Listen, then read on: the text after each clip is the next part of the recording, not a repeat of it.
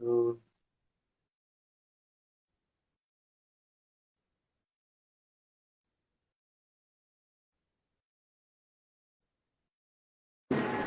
Udah lagi sih.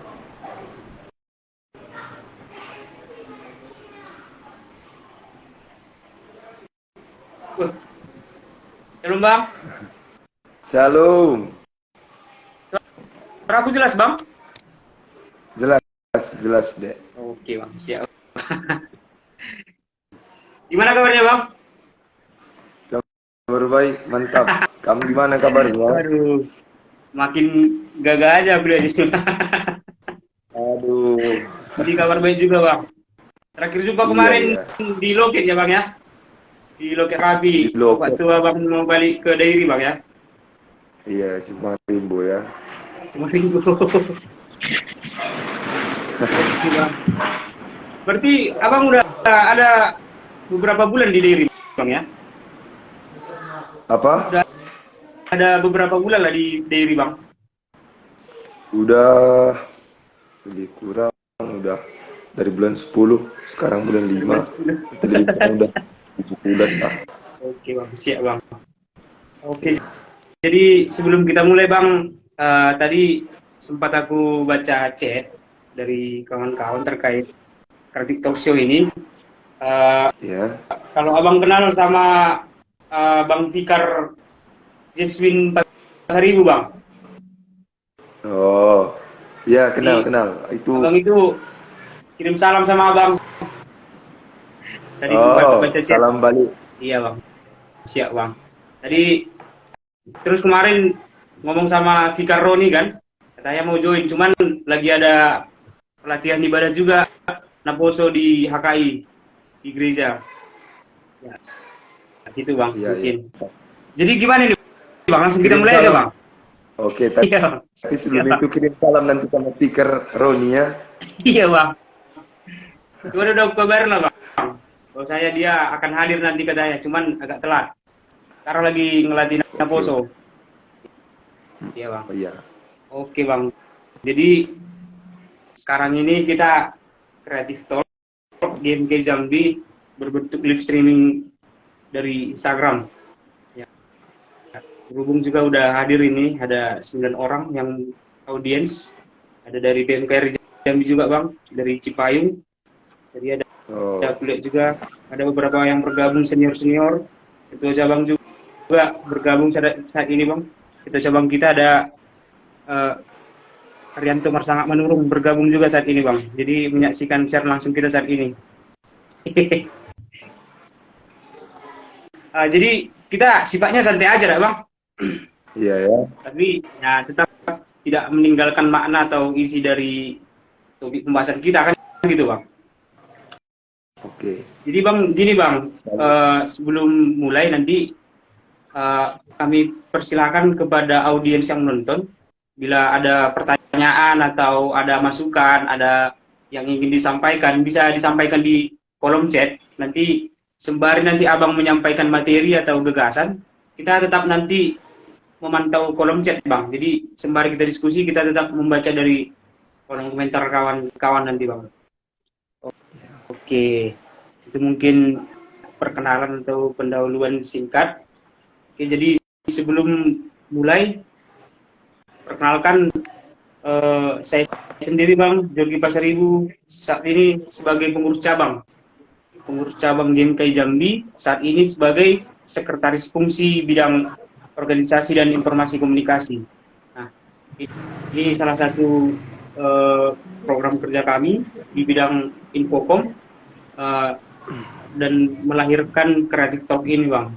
Nah, jadi sedikit latar belakang ini Bang ya, kenapa ini Creative Talk-nya dibuat dengan pemateri atau narasumbernya dari Abang. Sebenarnya berawal dari diskusi kita kemarin ya Bang ya, di GOR Kota Baru Bang ya.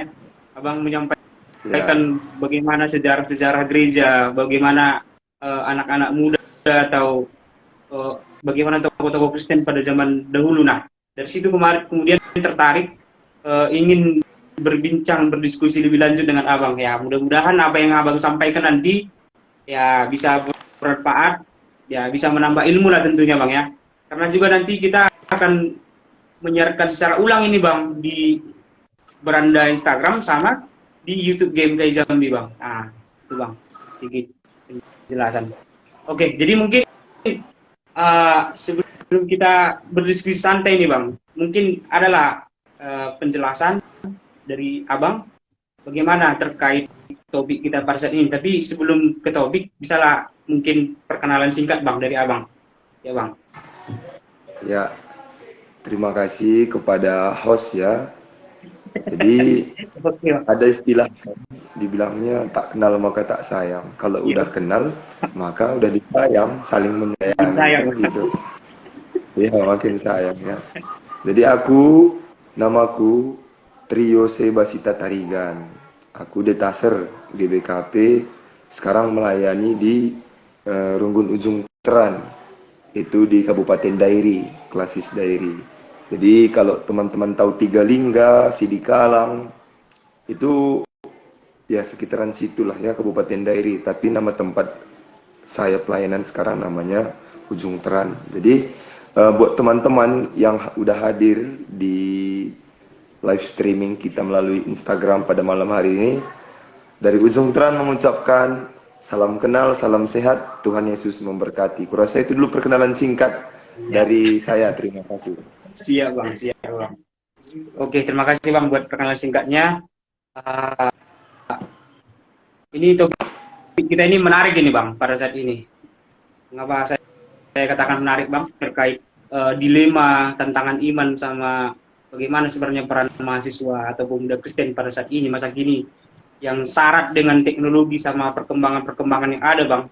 Ini sekarang eranya cepat Bang, sampai cepat dia dapat gitu Bang. Nah ini yang kami tahu tentang di era 4.0 sekarang ini.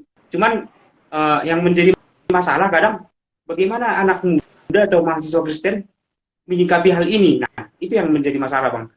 Sebenarnya judul kita kali ini Bang, topik kita pada saat ini adalah bukan hal yang baru Bang ya, bukan hal yang baru, cuman masih menjadi apa namanya Bang ya, masih menjadi masalah yang krusial lah Bang. Masih banyak orang yang abai, masih banyak orang yang kurang peduli atau masih kurang banyak info bagaimana terkait tantangan-tantangan zaman khususnya anak muda sekarang ini yang makin banyak merosot ini Bang tentunya Bang ya. Jadi sebelum nanti kita bertanya jawab Bang, kami ingin mendengar dari Abang sebenarnya bagaimana pandangan Abang terkait topik kita pada saat ini, dan dari segi Alkitabiah sebenarnya bagaimana yang disampaikan Bang, begitu Bang. Mungkin kami persilakan kepada Abang untuk memaparkan terkait topik Bang. Ya, terima kasih kepada host. Jadi berdasarkan topik yang udah diberikan, yang udah disampaikan melalui chat ya, WA, yaitu tadi tentang dilema, tantangan iman mahasiswa Kristen masa kini. Jadi kalau kita berbicara tentang dilema, tentu itu merupakan situasi yang sulit kan? Yeah. Gitu. Diperhadapkan dengan dua pilihan yang sulit. Dan dampaknya bisa bersifat positif, bisa juga bersifat negatif. Yeah. Maka dari itu setiap orang pasti pernah mengalami dilema dalam kehidupannya. Kan gitu. Jadi dilema itu merupakan keadaan atau situasi sulit yang mengharuskan orang untuk menentukan pilihan, kan gitu. Baru mengenai tantangan, kalau mengenai tantangan itu, kalau menurutku pribadi itu seperti pernah juga kita alami dalam kehidupan. Artinya tantangan itu kan suatu ajakan, ditantang kan gitu kan, diajak untuk melakukan sesuatu hal, kegiatan, ataupun pekerjaan. Jadi tantangan ini bersifat ajakan, itu sifatnya. Ditantang berarti diajak, gitu kan. Ditantang, diajak untuk melakukan suatu kegiatan, aktivitas, ataupun pekerjaan. Jadi kita beranjak dulu ya dari definisi. Yang pertama tadi tentang dilema, yang kedua tadi tentang tantangan. Nah ini yang paling penting, tentang iman. Kalau iman, itu seperti perisai, kalau bisa digambarkan, perisai. Jadi iman itu merupakan kunci sebenarnya, untuk memperoleh keselamatan. Kan itu goals kita kan. Kalau hidup ini kan sementaranya cuman. Makanya janji Yesus waktu itu kan, tunggu di sini ketika dia naik ke surga. Kan waktu itu kan hari Kamis kan kita peringati kan ibadahnya. Mungkin teman-teman yang bergabung di IG live streaming, aku berharap lah dulu ya, semoga hari Kamis itu betul-betul kita semua beribadah, supaya kita mengetahui bagaimana proses perjalanan iman yang diberikan Tuhan Yesus itu, kan gitu. Jadi iman itu merupakan kunci untuk memperoleh keselamatan. Latar belakangnya ketika Yesus telah memberikan dirinya, telah memberikan hatinya secara total, enggak setengah-setengah. Bukti dari totalitas Kristus memberikan dirinya, yaitu bahwa dia rela mati di kayu salib. Mati, pada hari yang ketiga bangkit dari antara orang mati. Setelah dia mati, bangkit, menampakkan diri kepada murid-murid. Kalau orang Karo bilang itu, murid itu ajar-ajar ya. Jadi menampakkan diri kepada murid-murid, lalu dia naik ke surga. Tapi sebelum dia naik ke surga, ada perkataan yang paling penting. Kamu tunggu dulu di sini, katanya kan. Aku akan menyiapkan tempat bagimu. Itu pesan kepada orang yang beriman. Itu pesan kepada orang yang percaya. Itu pesan kepada orang yang taat, patuh, dan setia. Pertanyaannya, sejauh mana sudah kualitas iman kita? Ini akan mau coba kita gali. Ini yang mau coba kita ungkap dari realitas kehidupan yang telah kita jalani. Iman juga dapat menyelamatkan. Yang saya bilang tadi ya. Boleh nanti teman-teman buka dalam kitab Matius 9 ayat 22. Bisa juga iman itu menyembuhkan. Jadi ada, kalau teman-teman bisa buka nanti Matius 15 ayat 28, menceritakan seorang ibu yang bermohon kepada Yesus karena anaknya telah kerasukan. Nah, pada saat itu Yesus mengatakan, jadilah seperti imanmu. Imanmu yang menyelamatkan, imanmu yang menyembuhkan. Jadi iman itulah yang menjadi benteng kita, kan gitu. Yang menghalau diri kita dari hal-hal yang negatif, yang menghalau diri kita dari sakit penyakit, yang mampu menyelamatkan kita. Jadi aku mau bilang bahwa melalui iman sebenarnya kita tidak cukup untuk diselamatkan. Makanya dalam Yakobus dikatakan bahwa iman tanpa perbuatan pada hakikatnya adalah mati. Bukan mati secara fisik, kan seperti itu. Kalau mati secara fisik artinya bahwa kita telah terkubur. Fisik kita ini telah menyatu dengan tanah, kan seperti itu. Maksud iman tanpa perbuatan adalah mati, artinya bahwa iman kita yang telah mati. Tidak ada lagi gunanya. Maka dari itu iman itu dapat hilang. Jadi iman itu bisa hilang ketika kita tidak mempergunakannya, kita tidak melakukannya, dan kita tidak patuh pada perintahnya. Itu bahaya kali itu. Jadi aku mau bilang bahwa jangan pernah bermain-main dengan iman. Ini kurasa sangat urgen sekali pembahasan kita karena dilema ya, tantangan iman mahasiswa Kristen masa kini. Lalu aku mau bilang bahwa kita juga jangan mengaku seperti orang beriman. Kalau belum ada kita aplikasikan. Kalau belum ada kita aktualisasikan. Kalau belum ada kita wujudkan dalam kehidupan kita. Hal kecil, coba kita belajar dari salib ya. Teman-teman nanti boleh juga buka bahannya dari Matius 22 ayat 36 sampai 40. Matius 22 ayat 36 sampai 40. Di situ kita berbicara tentang kasih. Itulah penerapan iman itu. Mau bilang seperti itu. Kasih adalah wujud dari iman itu. Jadi kita mau belajar dari salib. Salib itu kan ada yang secara vertikal ke atas, ada yang horizontal ya ke samping. Jadi kalau secara vertikal artinya bahwa kasih kepada Allah. Yang secara horizontal artinya adalah kasih kepada manusia. Nah, pertanyaannya, sudah sejauh mana kita mengasihi Allah? Yang kedua, apa buktinya bahwa kita telah mengasihi Allah? Ya kan? Jadi aku mau bilang bahwa coba kita berenung, coba kita berefleksi. Sudah sejauh mana kita mengasihi Allah? Dan yang kedua, apa bukti bahwa kita telah mengasihi Allah?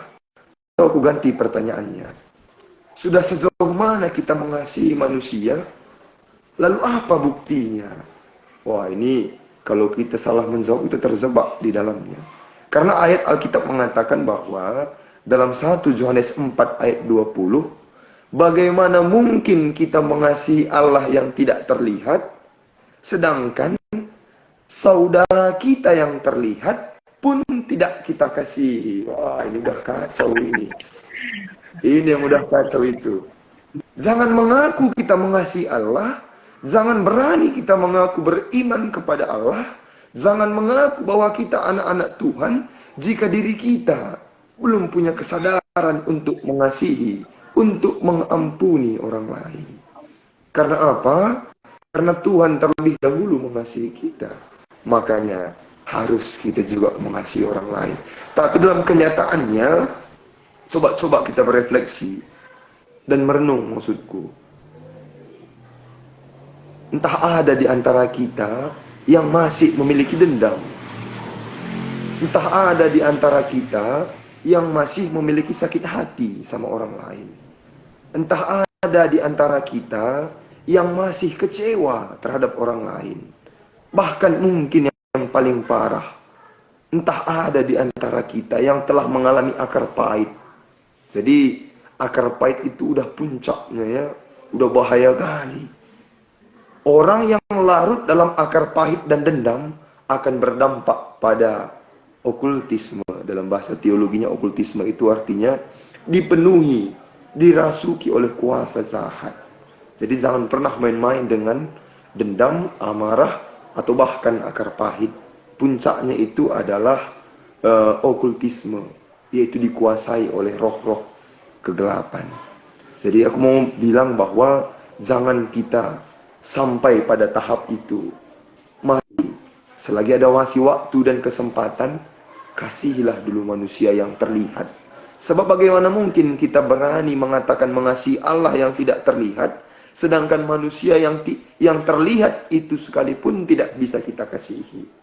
Itu ya. Jadi mari coba kita mengkoreksi diri. Bohong, sangat bohong kalau kita berani mengatakan kita mengasihi Allah, tapi dalam kenyataan hidup kita, kita membenci saudara-saudara kita. Maka dari itu mari diajak kita untuk mengasihi manusia, terlebih-lebih mengasihi Allah. Jadi buat teman-teman yang bergabung, aku mau bilang bahwa Tuhan itu Maha Pemaaf. Dia itu Maha Pengampun. Lantas, mengapa kita tidak dapat mengampuni saudara-saudara kita? Ini tantangan kita, kan gitu. Tantangan itu kan bisa dari dalam, bisa dari luar. Jadi tantangan itu bersifat intrinsik dari dalam atau ekstrinsik dari luar. Kalau tantangan dari dalam, udah aku bilang tadi ya, kurangnya kesadaran kita untuk mengampuni, untuk mengasihi, itu tantangan iman. Untuk mengendalikan emosional dan amarah, untuk mengendalikan keinginan daging. Apalagi kalau jiwa-jiwa muda kayak kita ini kan, kayak lagu Roma Irama, darah muda katanya, darahnya para remaja. Ini bahaya kali. Yang urgen. Karena kalau orang yang udah memasuki masa-masa pemuda itu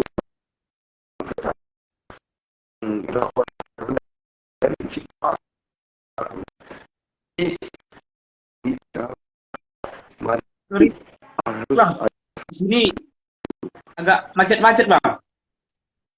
Oh, ya, agak macet. Ini masih macet.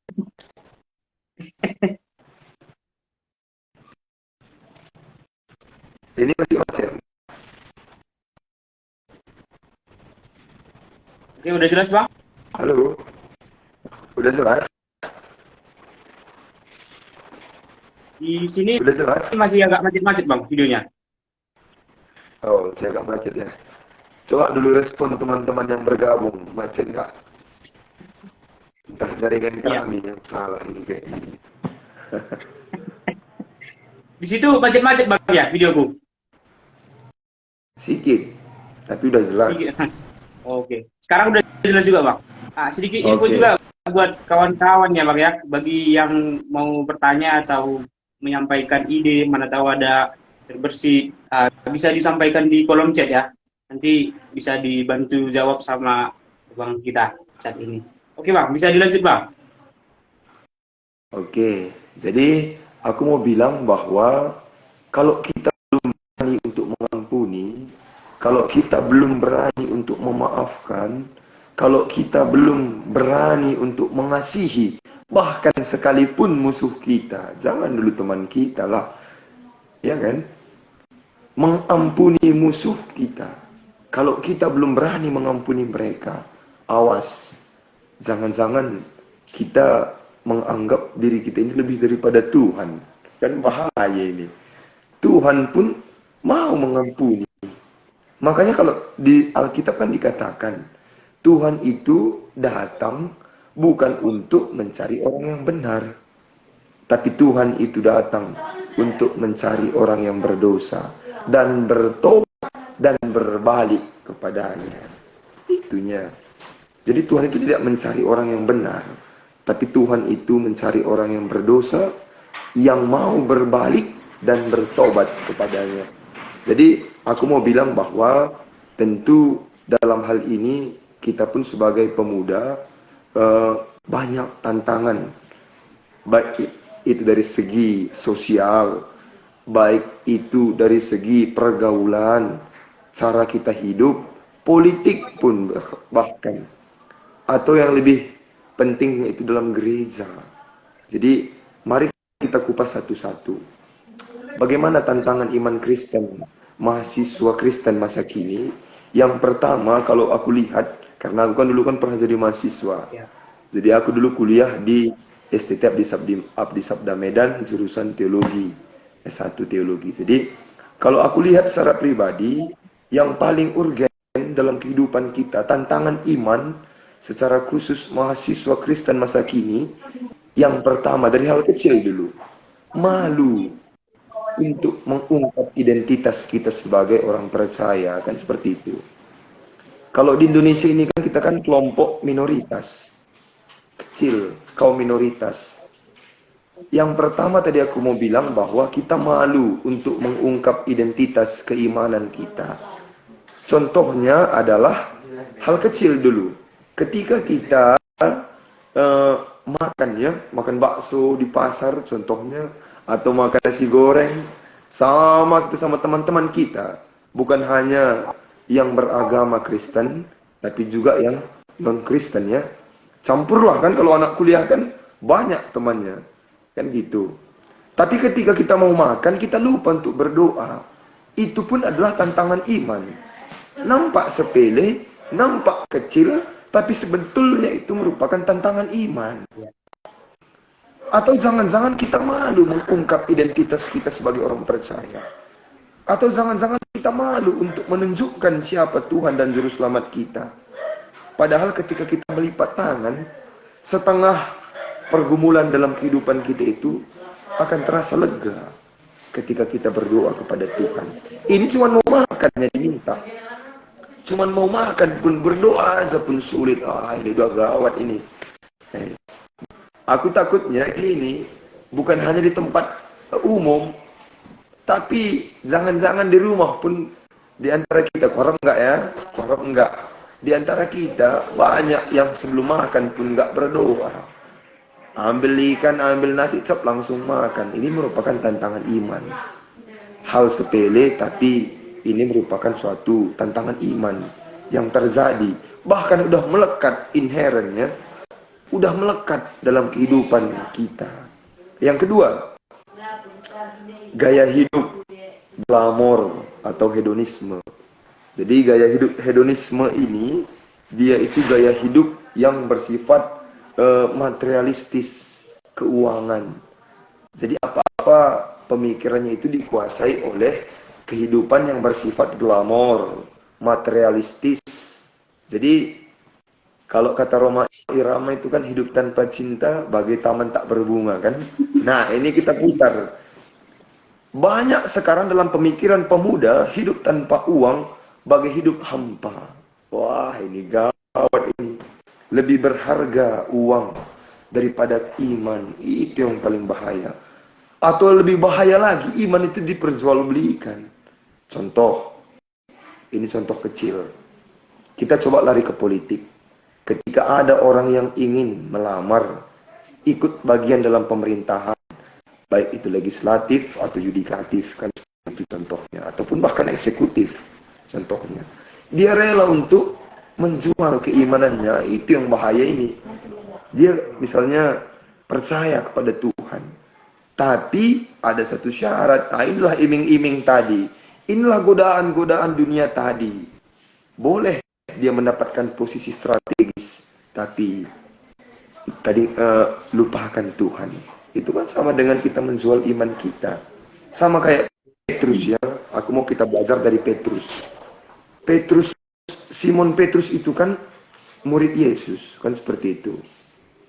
Tapi ketika Yesus ditangkap, Yesus berkata sebelum Yesus ditangkap, Simon, apakah engkau mengasihi aku? Ya Tuhan, aku mengasihi engkau. Kedua kali Yesus bertanya. Simon, anak Yohanes, udah dibilangnya pula nama bapaknya. Lebih penekanannya udah dalam ini.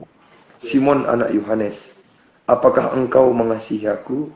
Jawab lagi oleh Simon, benar Tuhan, aku mengasihi engkau.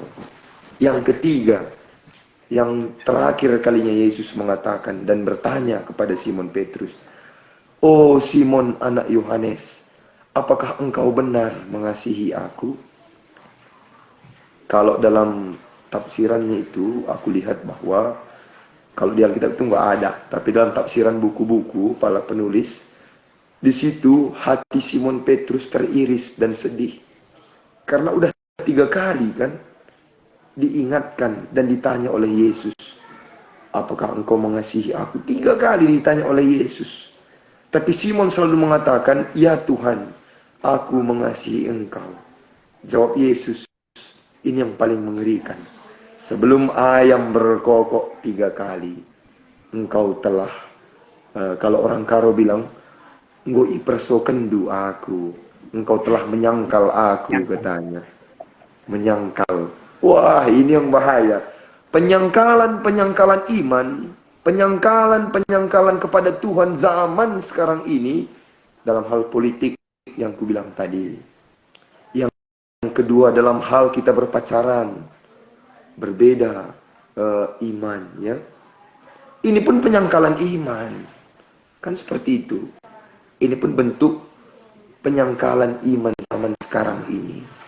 Jadi aku mau bilang bahwa selaku kita orang yang beriman, yang telah memperoleh iman dan akan mendapatkan keselamatan itu, marilah tetap setia dan jangan pernah menyangkal iman kita. Aku mau bilang bahwa bukan tidak mungkin iman kita itu akan kita sangkal. Kenapa? Karena orang yang dekat sekalipun sama Yesus, layaknya Simon Petrus, kalau dibilang pun dah murid, kan dah dekat kali itu kan. Berani dia menyangkal Yesus. Nah, apalagi kita kan, yang tidak pernah berjumpa secara fisik dengan Yesus. Kalau Simon Petrus kan dia kan berjumpa secara langsung. Secara fisik, kemana Yesus ikut dia. Yesus makan dan minum, dia ada di satu meja dengan Yesus. Artinya Simon Petrus berjumpa secara fisik dan langsung kepada Yesus. Orang yang berjumpa dengan Yesus, orang yang bertemu dengan Yesus secara fisik, orang yang dekat dengan Yesus sekalipun, bisa disangkalnya imannya. Apalagi kita yang tidak berjumpa secara fisik. Nah, jadi aku mau bilang hati-hati. Hati-hati dengan iman kita. Jadi iman itu akan bisa hilang kalau tidak kita jaga, tidak kita pelihara, dan tidak kita rawat dengan baik. Hati-hati. Mari jaga iman kita masing-masing. Selanjutnya, tantangan iman mahasiswa Kristen masa kini adalah soal IT kalau menurutku ya. Jadi juga udah pernah kita bahas kurasa ya. Iya. Jadi aku pernah baca satu artikel bahwa gaya hidup masyarakat Indonesia sekarang lebih 60% sampai 80% hidupnya dipengaruhi oleh teknologi. Contoh yang kayak kita lakukan sekarang ini kan, Zambi dan Ujung Tran itu kan jaraknya dari peta mungkin sejengkal, sedikit Wah, cuman, ya kan? ini Zambi dan Kabupaten berliku-liku Dayak jalannya itu. Bang yang harus dilewati. Iya, tapi kalau dalam realitanya kan dalam jarak yang sesungguhnya, jarak pada peta dan jarak pada sesungguhnya itu kan berbeda. Wah, Tentu jauh jaraknya, jauh sekali. Jadi aku mau bilang bahwa IT itu ada yang positif, ada yang negatif. Positif kalau kita lakukan dengan baik dan benar. Seperti yang kita lakukan ini kan. Kurasa kreatif talk yang kita lakukan ini pun dapat membantu dalam rangka kita menumbuhkan iman kita. Nah, ini yang perlu kita pakai ilmu teknologi itu dengan baik dan benar. Jadi aku harap teman-teman GMKI Zambi dapat terus melakukan terobosan-terobosan inovasi dan kreatif dalam penggunaan IT. Jadi aku bilang bahwa GMKI Zambi sudah melakukan suatu terobosan yang baik. Jadi teruslah untuk melangkah dan melakukan suatu karya inovatif untuk dalam rangka ya menumbuhkan iman kita. siap. Jadi itu secara positif, ya kan? Ya. Secara positif. Nah, kalau secara negatifnya bagaimana? Ini yang perlu kita bahas. Yang pertama aku mau bilang, kurasa jangankan dulu pemuda, anak SD pun sekalipun, bahkan anak TK, aku kan juga guru PAUD. Aku guru PAUD juga di tempat pelayanan. Jadi kalau dikasih HP sama anak PAUD, lebih jago pula mereka daripada akulah memainkannya. Jadi orang itu ada game di HP-nya kan, tangannya cepat kali, cepat kali. Aku terus terang di HP ku nggak ada game sama sekali. Jadi aku berpikir bahwa, atau jangan-jangan aku ini orang yang udah ketinggalan zaman. Anak kecil sekalipun itu, ya 5 tahun lah, aku bilang 5 tahun udah mampu untuk menguasai teknologi, handphone, ZZ dan lain sebagainya. Itu berbahaya juga itu kan. Udah jangan-jangan kita ini udah ketinggalan zaman. Aku dulu waktu PAUD, waktu TK, HP pun aku nggak tahu. Aku TK tahun 2005. Iya. Jadi HP pun aku nggak tahu gitu. Belum tahu cara pemakaiannya, cara penggunaannya. Tapi anak-anak zaman sekarang ini udah menguasai teknologi itu jauh dari apa yang kita pikirkan. Iya. Itulah dampak dari kecanggihan teknologi sekarang ini. Kalau dalam lingkungan ataupun konteks mahasiswa Kristen, kita harus jujur bahwa masih banyak di antara kita. Ini realita yang aku temui di lapangan, bahwa masih banyak di antara kita yang ke gereja menggunakan handphone dengan alasan, contoh, satu, ada Alkitab di dalamnya. Yang kedua, ada Kidung Jumaat di dalamnya. Atau kalau dalam orang GKPI ya, gereja GKP atau HKBP itu ada buku ND ya kalau nggak salah ya, di aplikasi Play Store ya. Bisa diunduh ya. Kalau di GKP namanya Kitab Denden, itu pun bisa juga diunduh dari Play Store. Itu secara positif kalau kita lakukan dan kita gunakan. Nah, yang jadi masalahnya itu kita bohongi diri kita. Kita bohongi Tuhan kita. Datang ke gereja niat untuk beribadah, niat untuk meningkatkan dan menumbuhkan iman dan kepercayaan melalui handphone, tapi ketika ada telepon, diangkat. Ketika ada chat masuk, diangkat. Nah, ini yang bahaya ini. Bahkan yang lebih parahnya, kalau ada khotbah yang nggak menarik dari pembicara ataupun pengkhotbah pendeta sintua di gereja kita, wah, kurasa banyak itu ya anak-anak pemuda yang di belakang duduk itu, adalah yang main game, adalah yang buka TikTok, Instagram, Facebook, media sosial dan lain sebagainya termasuk WhatsApp. Nah, ini jadi urgensi penting juga dalam pembahasan kita. Aku mau bilang bahwa teknologi itu nggak ada yang jahat sebenarnya kalau kita pakai secara positif, baik dan benar. Kitanya yang salah ini, teknologi nggak ada yang salah. Kita yang salah, kesadaran kita yang belum ada. Keberanian kita untuk menguasai diri dan teknologi itu belum ada. Justru sebaliknya, Teknologi yang udah menguasai kita. Nah, ini yang bahaya ini. Bukan lagi manusia yang menguasai, tapi teknologi itu yang menguasai. Bukan lagi pencipta. Kita ini kan pencipta. Pencipta teknologi kan. Iya. Bukan lagi pencipta yang menguasai ciptaan. Udah terbalik. Ciptaan yang menguasai pencipta. Ini yang bahaya ini. Dan kita tidak mau jujur. Alasan buka Alkitab, alasannya mau buka kitab lagu-lagu pujian Kidung Sumat, buku Ende dan kitab Denden dan sebagainya. Oke, kalau jujur. Tapi ketika kita tidak jujur, ada dua yang kita bohongi dalam konteks kita bergereja. Diri sendiri dan Tuhan. Dia tidak terlihat memang, tapi apa yang kita lakukan, dia mengetahuinya. Makanya kan kalau dalam lagu-lagu anak KKR kan ada anak-anak sekolah minggu ya. Ini katanya, mata Tuhan melihat apa yang kita perbuat. Kan? Apa Sama yang halnya baik. kayak gini bang, sorry bang, motong bang ya. Contoh, Oke. kita sepakat ini bang, bahwasanya kalau ibadah secara online, kita sepakat ini bang, penggunaan teknologi secara positif kan bang, ibadah online. Gimana? Ibadah online itu dampak positif kan bang. Cuman ini banyak ini yang anak muda yang berdalih. Dia memang online ibadahnya. Cuman layarnya dibagi dua bang. Ini kan Android sekarang bisa layar dua kan bang. Jadi satu YouTube untuk ibadah online, satunya lagi untuk buka WA. Iya, Jadi kalau dia pas khotbah di stop, terus dilanjutkan main-main HP segala macam, baru selesai ibadah dilanjutkan lagi streamingnya. Nah, itu memang salah satu faktor ini juga bang ya. Salah satu ketakutan di masa kini bang ya. Malah iya. diperalat sama teknologi itu bang. Oke bang.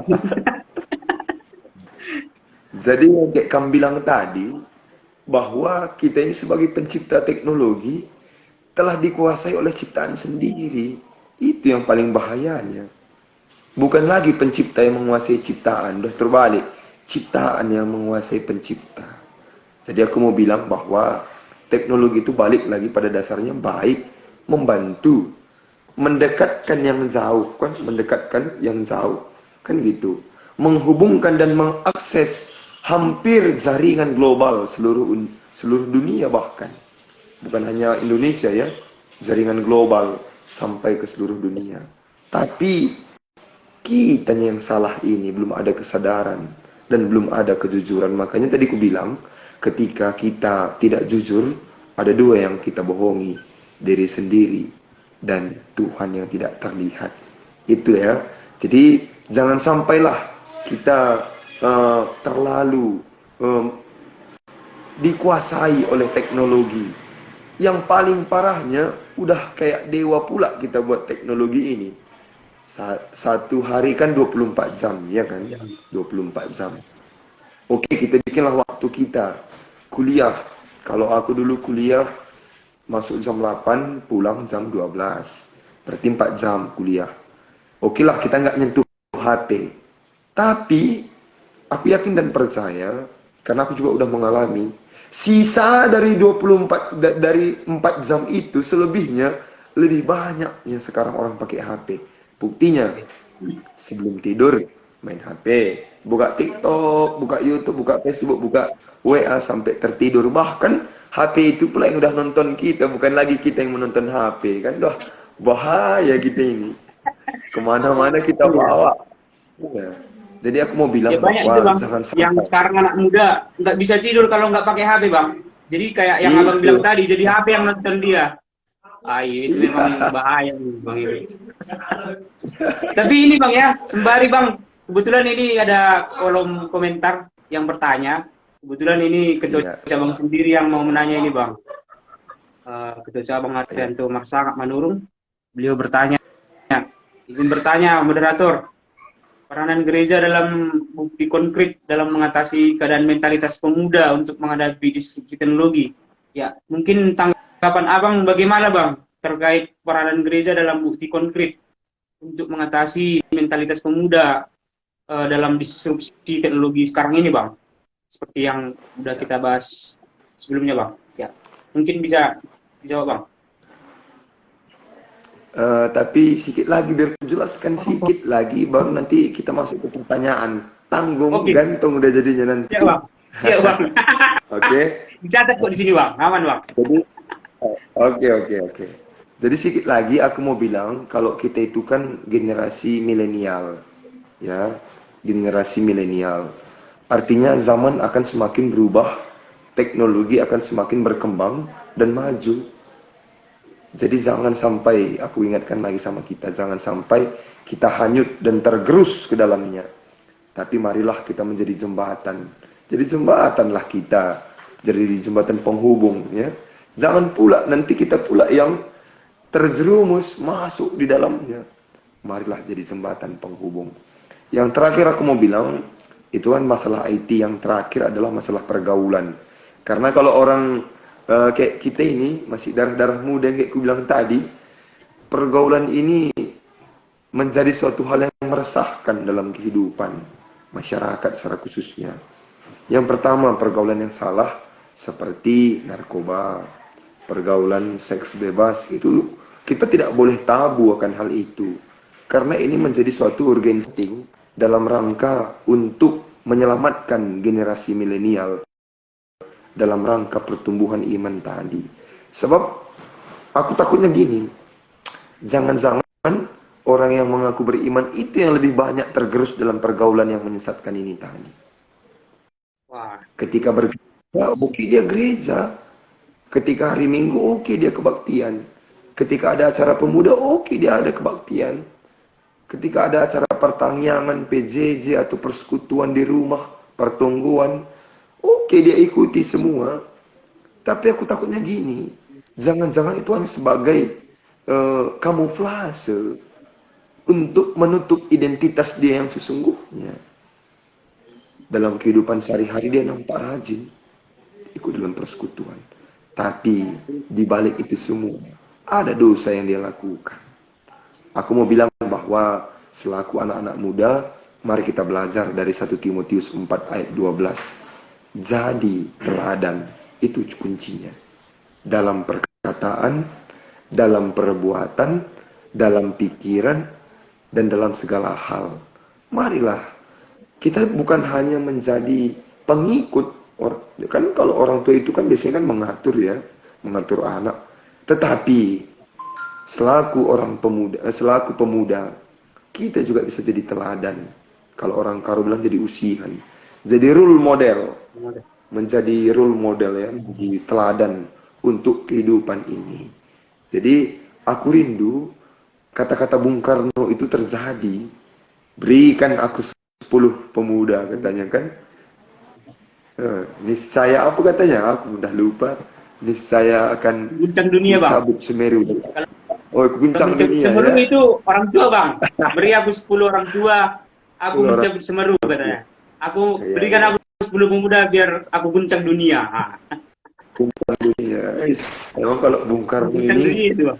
orangnya iya nasionalis, dan memang kalau dalam hal-hal memberikan semangat itu selalu berapi-api, dan gambarannya pun keren. Coba kita bayangkan secara logika ya. 10 pemuda mampu mengguncangkan dunia. Kenapa tidak? Kalau kita bawa lagi secara teologisnya, Yesus itu kan termasuk pemuda. Umur 30 tahunnya Yesus melayani selama di bumi. Dan dia tidak pernah menikah. Kan nggak pernah kita ditengok di Alkitab itu istri Yesus, anak Yesus, cucu Yesus.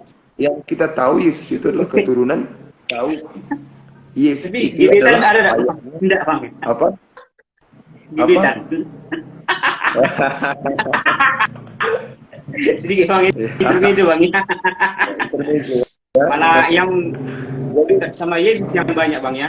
Kalau di Alkitab sejauh yang terlihat kayaknya belum ada ya. Nyatakan Yesus dekat dengan ini belum ada bang ya. Belum ada. Di Alkitab tidak pernah disaksikan. Tidak pernah disaksikan bahwa Yesus itu memiliki istri dan anak. Tapi yang disaksikan oleh Alkitab, Yesus keturunan Daud, ayahnya bernama Yusuf, dan ibunya bernama Maria. Dia seorang pemuda, 30 tahun usianya.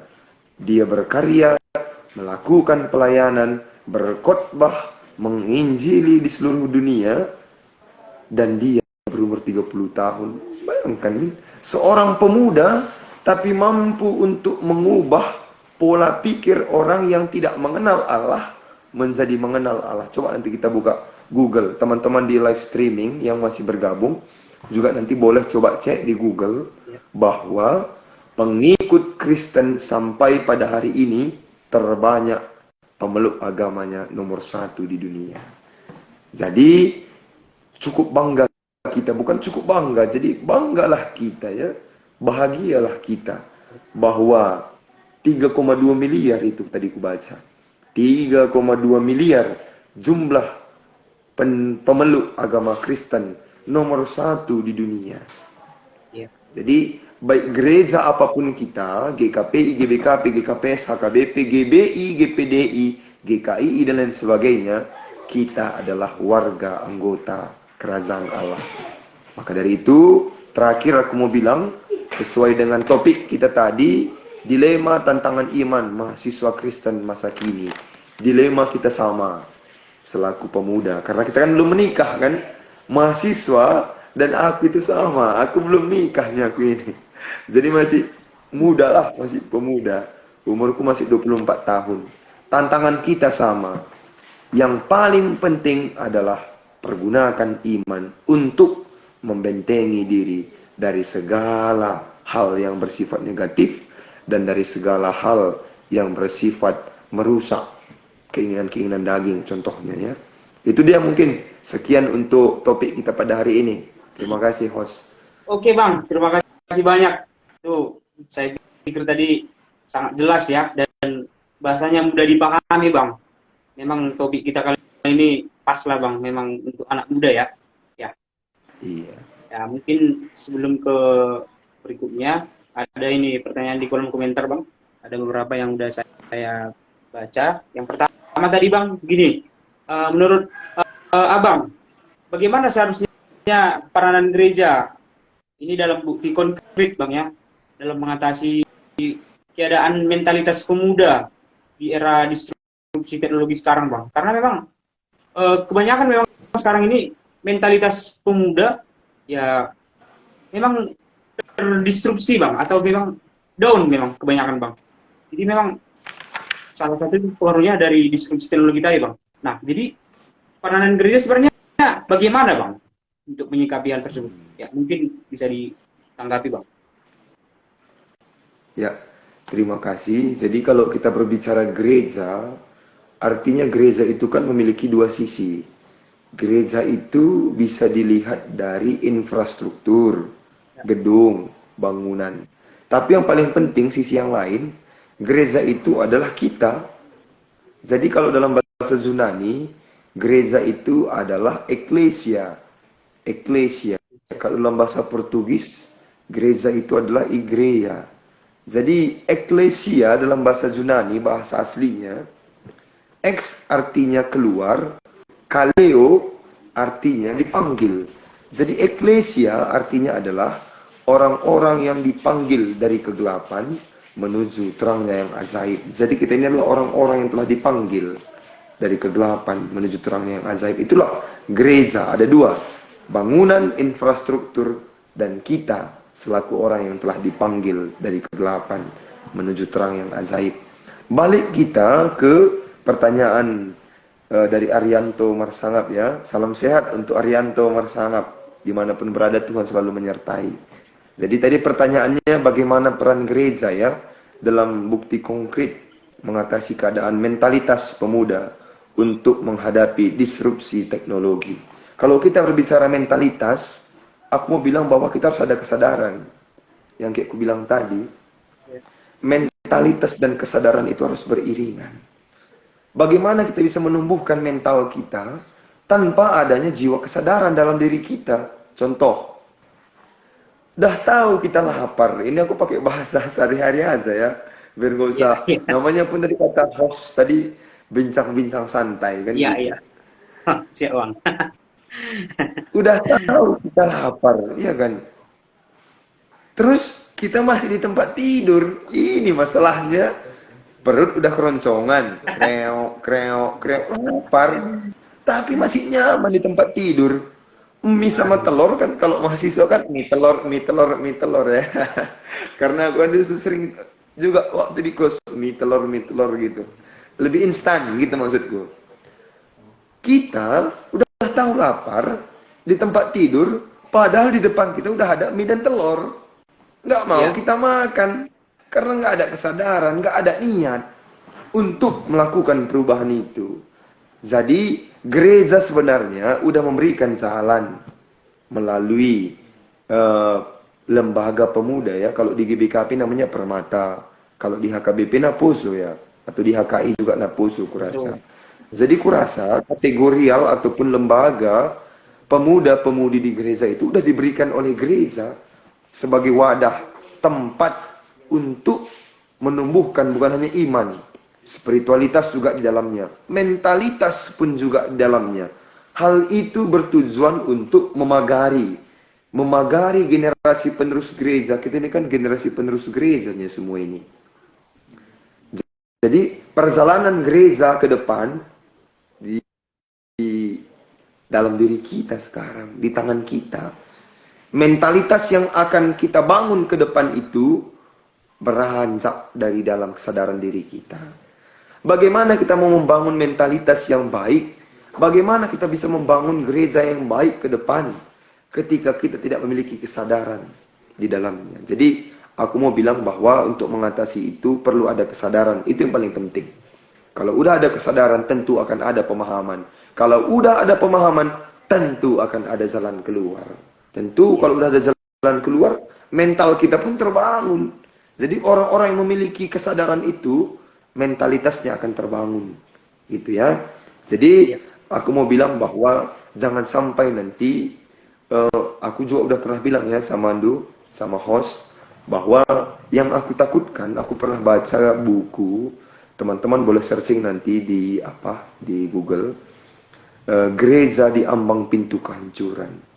Ternyata kalau aku baca itu bukunya, latar belakangnya itu, bahwa kenapa tulisan bukunya itu Gereja di Ambang Pintu Kehancuran, karena ada pengaruh peran pemuda di dalamnya. Jadi peran pemuda ini dapat menghancurkan gereja, dapat juga membangun gereja. Membangun, gua salah dulu kita bahas ya, karena kurasa tanpa aku bilang pun dah taunya kita kayak mana cara membangun gereja. Tapi cara menghancurkan gereja ini yang perlu kita bahas. Yang pertama, yang kayak aku bilang tadi, tantangan iman. Tantangan iman itu yang bisa menghancurkan gereja. Baik dalam IT, baik dalam pergaulan kita, baik dalam identitas kita yang tidak kita imani, yang tidak kita tunjukkan, yang justru malah kita tutupi. Jadi aku takutnya gini, anak-anak muda sekarang lebih senang gaya hidup hedonisme, lebih senang dipengaruhi oleh teknologi, lebih senang dengan hidup glamor, lebih senang dengan hidup hedonisme, lebih senang dalam pergaulan yang menyesatkan dibanding untuk berkomunikasi dengan Tuhan. Ini yang akan mengakibatkan gereja itu akan hancur 20, 30, 40 tahun yang akan datang. Ingat bahwa masa depan gereja ada di tangan para pemuda. Seperti yang dikatakan oleh Bung Karno tadi kan, bahwa peran pemuda itu yang betul-betul strategis, baik dalam kehidupan pribadi, gereja, dan masyarakat. Itulah yang kurasa bisa sampaikan untuk Bang Arianto Marsanap. Oke Bang, ini ada pertanyaan lagi nih Bang.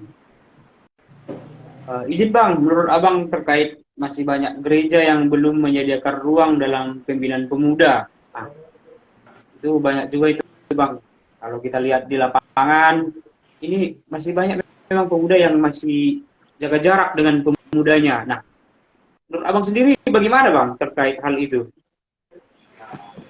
Ya. Ini bahaya Terima juga kasih ini ya Bang. ini. Tidak memanfaatkan pemudanya Bang. Ini menantang kata Soekarno tadi nih Bang, kalau menurut saya ya. Bahwasanya dia butuh pemuda, tapi gereja ini nggak butuh pemuda. Nah, ini jadi ketakutan kita juga Bang. Ada beberapa gereja yang gitu Bang. Iya. Ya, oke Bang. Silakan Bang. Aku mau bilang bahwa gereja yang sehat adalah gereja yang menjadikan jemaatnya itu adalah sebagai subjek pelayanan, bukan sebagai objek. Beda ya, beda subjek, beda objek. Jadi gereja yang sehat adalah gereja yang menjadikan jemaatnya, kalau udah dibilang jemaat, termasuknya pemuda, menjadi subjek pelayanan, bukan objek. Artinya bahwa pemuda itu memang memiliki peran strategis dalam kehidupan gereja.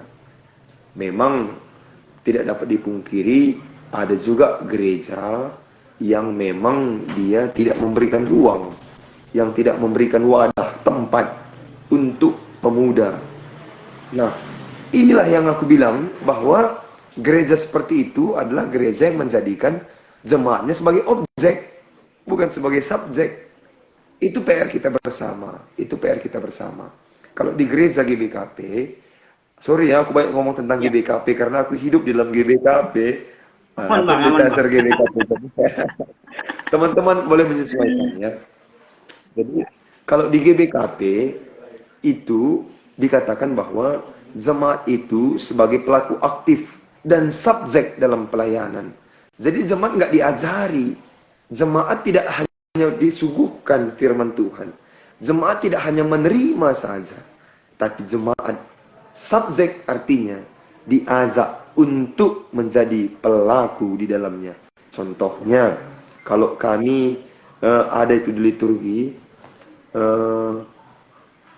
pemasu-masun katanya, berkat ya, berkat sebelum menutup kebaktian minggu, gini katanya, pergilah, jadikanlah semua bangsa muridku, katanya.